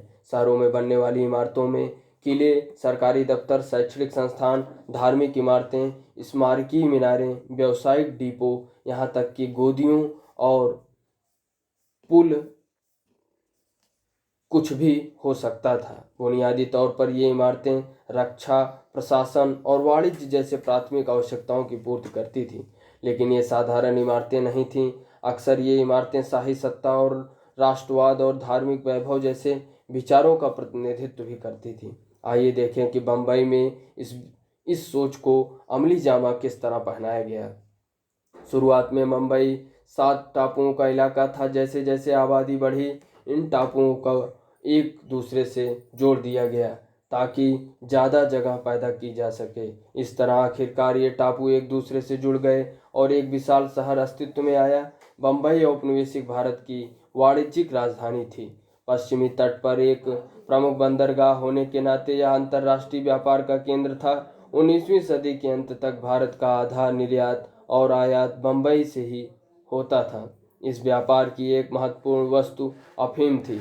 ईस्ट इंडिया कंपनी यहाँ से चीन को अफीम का निर्यात करती थी। भारतीय व्यापार और बिचौलिए इस व्यापार में हिस्सेदार थे और उन्होंने बम्बई की अर्थव्यवस्था को मालवा, राजस्थान और सिंध जैसे अफीम उत्पादक इलाकों से जोड़ने में मदद दी। कंपनी के साथ यह गठजोड़ उनके लिए मुनाफे का सौदा था। इससे भारतीय पूंजीपति वर्ग का विकास हुआ। बम्बई के पूंजीपति वर्ग में पारसी, मारवाड़ी, कोंकणी, मुसलमानी, गुजराती, बनिए, बोहरा, यहूदी और आर्मीनियाई विभिन्न समुदाय के लोग शामिल थे। जैसे कि आपने पीछे पढ़ा है, जब 1861 में अमेरिकी गृह युद्ध शुरू हुआ तो अमेरिका के दक्षिणी भाग से आने वाली कपास अंतर्राष्ट्रीय बाजार में आना बंद हो गई। इससे भारतीय कपास की मांग पैदा हुई, जिसकी खेती मुख्य रूप से दक्कन में की जाती थी। भारतीय व्यापारियों और बिचौलियों के लिए यह बेहिसाब मुनाफे का मौका था। 1869 में सुएज नहर को खोला गया, जिससे विश्व अर्थव्यवस्था के साथ बम्बई के संबंध और मजबूत हुए। बम्बई सरकार और भारतीय व्यापारियों ने इस अवसर का लाभ उठाते हुए बम्बई को अर्थ प्राइमा इन इंडीज यानी भारत का सरताज शहर घोषित कर दिया। 19वीं सदी के उत्तरार्ध तक बम्बई में भारतीय व्यापारी कॉटन मिल जैसे नए उद्योग में अपना पैसा लगा रहे थे। निर्माण गतिविधियों में भी उनका काफ़ी दखल रहता था। जैसे जैसे बम्बई की अर्थव्यवस्था फैली, 19वीं सदी के मध्य से रेलवे और जहाजरानी के विस्तार तथा प्रशासकीय संरचना विकसित करने की जरूरत भी पैदा होने लगी। उस समय बहुत सारी नई इमारतें बनाई गई। इन इमारतों में शासकों की संस्कृति और आत्मविश्वास झलकता था। इनकी स्थापत्य या वास्तुशैली यूरोपीय शैली पर आधारित थी। यूरोपीय शैलियों की इस आयात में शाही दृष्टि कई तरह से दिखाई देती थी। पहली बात, इसमें एक अजनबी देश में जाना पहचाना यह भूदृश्य रचने की और उपनिवेश में भी घर जैसा महसूस करने की अंग्रेजों की चाह प्रतिबिंबित होती है। दूसरा, अंग्रेजों को लगता था कि यूरोपीय शैली उनकी श्रेष्ठता, अधिकार और सत्ता का प्रतीक होगी। तीसरा, वे सोचते थे कि यूरोपीय ढंग की दिखने वाली इमारतों से औपनिवेशिक स्वामियों और भारतीय प्रजा के बीच फर्क और फासला साफ दिखने लगा। शुरुआत में ये इमारतें परंपरागत भारतीय इमारतों के मुकाबले अजीब सी दिखाई देती थीं, लेकिन धीरे धीरे भारतीय भी यूरोपीय स्थापत्य शैली के आदी हो गए और उन्होंने उसे अपना लिया। दूसरी तरफ अंग्रेजों ने अपनी ज़रूरतों के मुताबिक कुछ भारतीय शैलियों को अपना लिया। इसकी एक मिसाल उन बंगलों को माना जा सकता है जिन्हें बम्बई और पूरे देश में सरकारी अफसरों के लिए बनाया जाता था। इनके लिए अंग्रेजों का बंगलो शब्द बंगाल के बांग्ला शब्द से निकला है, जो एक परंपरागत फूस की बनी झोपड़ी होती थी। अंग्रेजों ने उसे अपनी ज़रूरतों के हिसाब से बदल लिया था। औपनिवेशिक बंगला एक बड़ी ज़मीन पर बना होता था। इसमें रहने वालों को न केवल प्राइवेसी मिलती थी, बल्कि उनके और भारतीय जगत के बीच फासला भी स्पष्ट हो जाता था। परंपरागत ढलुआ छत और चारों तरफ बना बरामदा बंगले को ठंडा रखता था। चित्र में आप देख सकते हैं बम्बई का एक बंगला 19वीं शताब्दी। परंपरागत ढलुआ छत और चारों तरफ बना बरामदा बंगले को ठंडा रखता था। बंगले के परिसर में घरेलू नौकरों के लिए अलग से क्वार्टर होते थे। सिविल लाइंस में बने इस तरह के बंगले एक खालिश नस्ली गढ़ बन गए थे, जिनमें शासक वर्ग भारतीयों के साथ रोजाना सामाजिक संबंधों के बिना आत्मनिर्भर जीवन जी सकते थे। सार्वजनिक भवनों के लिए मोटे तौर पर 3 स्थापत्य शैलियों का प्रयोग किया गया। 2 शैलियों उस समय इंग्लैंड में प्रचलित चलन से आयातित थी। इनमें से एक शैली को नवशास्त्रीय या न्यू क्लासिकल शैली कहा जाता था। बड़े बड़े स्तंभों के पीछे रेखागणितीय संरचनाओं का निर्माण इस शैली की विशेषता थी। यह शैली मूल रूप से प्राचीन रोम की भवन निर्माण शैली से निकलती थी, जिसे यूरोपीय पुनर्जागरण के दौरान पुनर्जीवित, संशोधित और लोकप्रिय किया गया। भारत में ब्रिटिश साम्राज्य के लिए उसे खास तौर से अनुकूल माना जाता था। अंग्रेजों को लगता था कि जिस शैली में शाही रोम की भव्यता दिखाई देती थी, उसे शाही भारत के वैभव की अभिव्यक्ति के लिए भी प्रयोग किया जा सकता है। इस स्थापत्य शैली के भूमध्य सागरीय उद्गम के कारण उसे उष्णकटिबंधीय मौसम के अनुकूल भी माना गया। 1833 में बम्बई का टाउन हॉल चित्र आप देख सकते हैं 12.16 में इस शैली के अनुसार बनाया गया था। 1860 के दशक में सूती कपड़ा उद्योग की तेजी के समय बनाई गई बहुत सारी व्यवहारिक इमारतों के समूह को एल्फिंस्टन सर्कल कहा जाता था। बाद में इसका नाम बदलकर हॉर्निमॉन सर्कल रख दिया गया था। यह नाम भारतीय राष्ट्रवादियों की हिमायत करने वाले एक अंग्रेज संपादक के नाम पर पड़ा था। यह इमारत इटली की इमारतों से प्रेरित थी। इसमें पहली मंजिल पर ढके हुए तोरण पथ का रचनात्मक ढंग से इस्तेमाल किया गया। दुकानदारों व पैदल चलने वालों को तेज धूप और बरसात से बचने के लिए यह सुधार काफ़ी उपयोगी था। चित्र में आप देख सकते हैं 12.24 बम्बई का टाउन हॉल, जिसमें अब एशियाटिक सोसाइटी ऑफ बॉम्बे का दफ्तर है। 20वीं सदी की शुरुआत में ही बंगलों में ढलुआ छतों, पिच्ड रूफ का चलन कम होने लगा था। हालांकि मकानों की सामान्य योजना में कोई बदलाव नहीं आया था। चित्र 12.25 को देख सकते हैं एल्फिंस्टन सर्कल। यहाँ आप ग्रीको रोमन स्थापत्य शैली से प्रभावित स्तंभों और मेहराबों को देखिए। इसके आगे हम देखें तो एक और शैली जिसका काफ़ी इस्तेमाल किया गया वह नवगाथिक शैली थी। ऊंची उठी हुई छतें, नोकदार मेहराबों और बारीक साज सज्जा इस शैली की खासियत होती है। गाथिक शैली का जन्म इमारतों, खासतौर से गिरजों से हुआ था, जो मध्यकाल में उत्तरी यूरोप में काफ़ी बनाया गया। नवगाथिक शैली को इंग्लैंड में 19वीं सदी के मध्य में दोबारा अपनाया गया। यह वही समय था जब बम्बई से सरकारी बुनियादी ढांचों का निर्माण कर रही थी। उसके लिए यही शैली चुनी गई। सचिवालय, बम्बई विश्वविद्यालय और उच्च न्यायालय जैसी कई शानदार इमारतें समुद्र किनारे इसी शैली में बनाई गई। इनमें से कुछ इमारतों के लिए भारतीयों ने पैसा दिया था। यूनिवर्सिटी हॉल के लिए सर कोवास जी जहांगीर रेड्डीमनी ने पैसा दिया था, जो एक अमीर पारसी व्यापारी थे। यूनिवर्सिटी लाइब्रेरी के घंटाघर का निर्माण प्रेमचंद रायचंद के पैसों से किया गया था और इसका नाम उनकी मां के नाम पर राजाबाई टावर रख दिया गया था। भारतीय व्यापारियों को नवगाथिक शैली इसलिए रास आती थी क्योंकि उनका मानना था कि अंग्रेजों द्वारा लाए गए बहुत सारे विचारों की तरह उनकी भवन निर्माण शैलियाँ भी प्रगतिशील थी। उनके कारण बम्बई को एक आधुनिक शहर बनाने में मदद मिलेगी। लेकिन नवगाथिक शैली का सबसे बेहतरीन उदाहरण विक्टोरिया टर्मिनस है, जो great Indian peninsula railway company का स्टेशन और मुख्यालय हुआ करता था।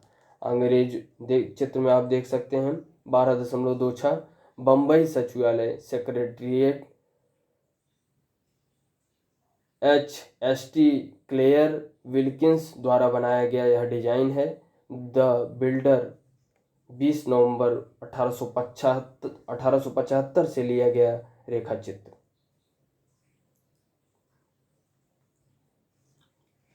अंग्रेजों ने शहरों में रेलवे स्टेशन का डिजाइन और निर्माण में काफ़ी निवेश किया था, क्योंकि वे एक अखिल भारतीय रेलवे नेटवर्क के सफल निर्माण को अपनी एक महत्वपूर्ण उपलब्धि मानते थे। मध्य बम्बई के आसमान पर इन्हीं इमारतों का दबदबा था और उनकी नवगाथिक शैली शहर को एक विशिष्ट चरित्र प्रदान करती थी। 20वीं सदी के शुरुआत में एक नई मिश्रित स्थापत्य शैली विकसित हुई, जिसमें भारतीय और यूरोपीय दोनों तरह की शैलियों के तत्व थे। इस शैली को इंडो सारेसेनिक शैली का नाम दिया गया था। इंडो शब्द हिंदू का संक्षिप्त रूप था, जबकि सारासेन शब्द का यूरोप के लोग मुसलमानों को संबोधित करने के लिए इस्तेमाल करते थे। यहाँ की मध्यकालीन इमारतों, गुंबदों, छतरियों, जालियों, मेहराबों से यह शैली काफ़ी प्रभावित थी। सार्वजनिक वास्तुशिल्प में भारतीय शैलियों का समावेश करके अंग्रेज यह साबित करना चाहते थे कि वे यहाँ के वैध और स्वाभाविक शासक हैं। राजा जॉर्ज पंचम और उनकी पत्नी मेरी के स्वागत के लिए 1911 में गेटवे ऑफ इंडिया बनाया गया। यह परंपरागत गुजराती शैली का प्रसिद्ध उदाहरण है।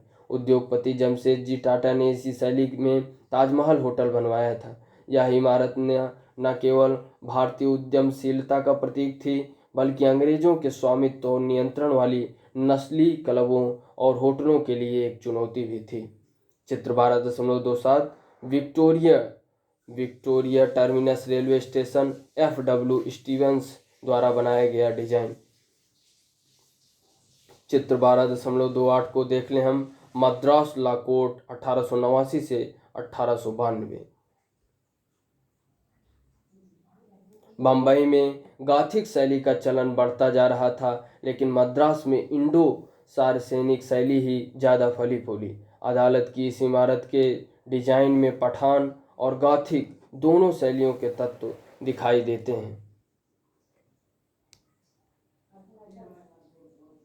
बम्बई के ज़्यादा भारतीय इलाकों में सजावट एवं भवन निर्माण और साज सज्जा में परंपरागत शैलियों का ही बोलबाला था।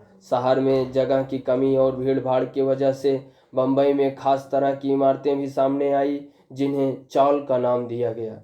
ये बहुमंजिला इमारतें होती थी, जिनमें एक एक कमरे वाली आवासीय इकाइयां बनाई जाती थी। इमारत के सारे कमरों के सामने एक खुला बरामदा या गलियारा होता था और बीच में दालान होता था। इस तरह की इमारतों में बहुत थोड़ी जगह में बहुत सारे परिवार रहते थे, जिससे उनमें रहने वालों के बीच मोहल्लों की पहचान और एकजुटता का भाव पैदा हुआ। इमारतें और स्थापत्य शैलियाँ क्या बताती हैं? स्थापत्य शैलियों से अपने समय के सौंदर्यात्मक आदर्शों और उनमें निहित विविधताओं का पता चलता है। लेकिन जैसे कि हमने देखा, इमारतें उन लोगों की सोच और नज़र के बारे में भी बताती हैं जो उन्हें बना रहे थे। इमारतों के जरिए सभी शासक अपनी ताकत का इजहार करना चाहते थे। इस प्रकार एक खास वक्त की स्थापत्य शैली को देखकर हम यह समझ सकते हैं कि उस समय सत्ता को किस तरह देखा जा रहा था, और वह इमारतों और उनकी विशिष्टताओं, ईंट पत्थरों और खंभे और मेहराब, आसमान छूते गुंबद या उभरी हुई छतें के जरिए किस प्रकार अभिव्यक्त होती थी। 12.29 ताजमहल होटल। 12.30 इसमें हम देख सकते हैं बम्बई की एक चाल। स्थापत्य शैलियों से केवल प्रचलित रुचियों का ही पता नहीं चलता, वे उनको बदलती भी हैं। वे नई शैलियों को लोकप्रियता प्रदान करती हैं और संस्कृति की रूपरेखा तय करती हैं। जैसे कि हमने देखा, बहुत सारे भारतीय भी यूरोपीय स्थापत्य शैलियों की आधुनिकता व सभ्यता का प्रतीक मानते हुए उन्हें अपनाने लगे थे। लेकिन इस बारे में सबकी राय एक जैसी नहीं थी। बहुत सारे भारतीयों को यूरोपीय आदर्शों में से आपत्ति थी और उन्हें देसी शैलियों को बचाए रखने का प्रयास किया। बहुतों ने पश्चिम के कुछ ऐसे खास तत्वों को अपना लिया जो उन्हें आधुनिक दिखाई देते थे और उन्हें स्थानीय परंपराओं के तत्वों में समाहित कर दिया। 19वीं सदी के आखिर से हमें औपनिवेशिक आदर्शों से भिन्न क्षेत्रीय और राष्ट्रीय अभिरुचियों को परिभाषित करने के प्रयास दिखाई देते हैं। इस तरह सांस्कृतिक टकराव की बृहत्तर प्रक्रियाओं के जरिए विभिन्न शैलियाँ बदलती और विकसित होती गई। इसलिए स्थापत्य शैलियों को देखकर हम इस बात को भी समझ सकते हैं कि शाही और राष्ट्रीय तथा राष्ट्रीय और क्षेत्रीय स्थानीय के बीच सांस्कृतिक टकराव और राजनीतिक खींचतान किस तरह शक्ल ले रही थी। चर्चा कीजिए, किसी ऐतिहासिक इमारतों को चुनिए जो आपको बहुत पसंद है, उसकी वास्तुशिल्पीय विशेषताओं की सूची बनाइए और उसकी शैली के बारे में पता कीजिए। विचार कीजिए कि उसके लिए वही खास शैली क्यों चुनी गई। इसके आगे हम देखें काल रेखा के बारे में। 1500 से 1700 यूरोपीय व्यापारी कंपनियां भारत में अपने ठिकाने स्थापित करती हैं। पणजी में पुर्तगाली 1510, मछलीपट्टनम में डच 1605, मद्रास 1639, बम्बई 1661 और कोलकाता 1690 में अंग्रेजों तथा पांडिचेरी 1673 में फ्रांसीसी अपने ठिकाने पर बनाते हैं। यानी अंग्रेज डच मछलीपट्टनम में, मद्रास, बम्बई और कलकत्ता में अंग्रेज तथा पांडिचेरी में फ्रांसीसी अपने ठिकाने बनाते हैं। 1757 प्लासी के युद्ध में अंग्रेजों की निर्णायक जीत होती है। वे बंगाल के शासक हो जाते हैं। 1773 ईस्ट इंडिया कंपनी द्वारा कलकत्ता में सर्वोच्च न्यायालय की स्थापना। 1784 सर विलियम जोन्स द्वारा एशियाटिक सोसाइटी की स्थापना। 1793 कॉर्नवालिस संहिता बनी। 1803 कलकत्ता नगर सुधार पर लॉर्ड वेलेजली द्वारा लिखित मिनट्स। 1818 दक्कन पर अंग्रेजों का कब्जा, बम्बई को नए प्रांत की राजधानी बनाया जाता है। 1853 बम्बई से ठाणे तक रेल लाइन बिछाई जाती है। 1857 बम्बई में पहली स्पिनिंग और वीविंग मिल की स्थापना। 1857 बम्बई, मद्रास और कलकत्ता में विश्वविद्यालय की स्थापना। 1870 का दशक नगर पालिकाओं में निर्वाचित प्रतिनिधियों को शामिल किया जाने लगा। 1881 मद्रास हार्बर का निर्माण पूरा हुआ। 1896 बम्बई के वाटसन्स होटल में पहली बार फिल्म दिखाई गई। 1896 बड़े शहरों में प्लेग फैलने लगता है। 1911 कलकत्ता की जगह दिल्ली को राजधानी बनाया जाता है। तो हमारा चैप्टर कंप्लीट हुआ औपनिवेशिक शहर। धन्यवाद। जय हिंद।